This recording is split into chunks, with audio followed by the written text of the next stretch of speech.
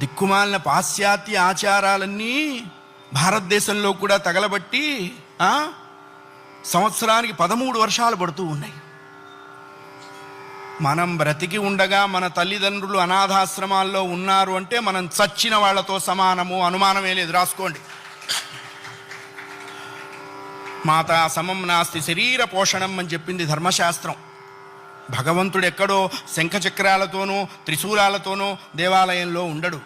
9 నెలలు తను చచ్చి నీకు బ్రతికి జన్మనిస్తుంది తల్లి. దేవాలయానికి వెళ్ళినప్పుడు దేవుడు కనపట్టలేదు నాన్న అని మనం ఏడిస్తే ఆ తండ్రి వారి భుజాల మీద మనల్ని కూర్చోబెట్టి దేవుణ్ణి చూపిస్తాడు. అప్పుడు మనకి తెలుస్తావు మనం కూర్చున్నదే భగవంతుడి భుజాల మీద అని.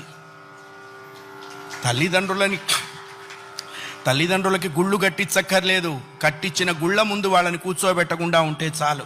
అది నేర్చుకోవాలి. మనం బ్రతికుండగా వాళ్ళ అనాథాశ్రమాల్లో ఉండటం ఏంటండి? ఇంకంతకంటే పాపం ఏదైనా ఉందా? కాశీలో యజ్ఞం చేస్తే వస్తుందా? రామేశ్వరంలో అన్నదానం చేస్తే వస్తుందా? జన్మనిచ్చిన తల్లిదండ్రులు ప్రధానము. వాళ్ళని నువ్వే సేవించాలి.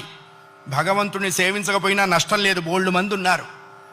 జన్మనిచ్చిన తల్లిదండ్రుల్ని సేవించాలి, అది కర్తవ్యము. రామాయణం అదే చెప్పింది.